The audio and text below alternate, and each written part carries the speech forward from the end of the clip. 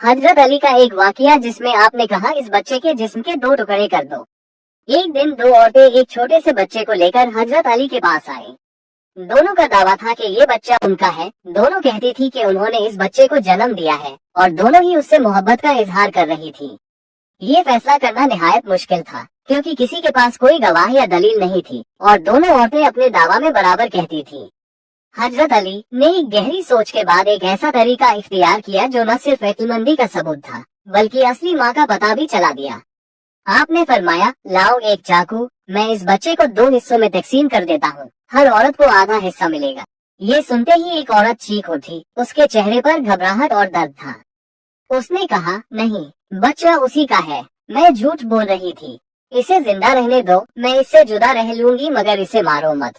जबकि दूसरी औरत चुप रही और इस फैसले पर राजी नजर आए।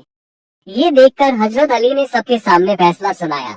ये बच्चा उस औरत का है जिसने बच्चे की जिंदगी की खातिर अपना दावा छोड़ दिया, क्योंकि असली माँ अपने बच्चे को कभी मरने नहीं देगी। फिर आपने बच्चा उस औरत के हवाले कर दिया। यह वाकया सिर्फ इंसाफ का नहीं, माँ की मोहब्बत का भी अजीम पैगाम है।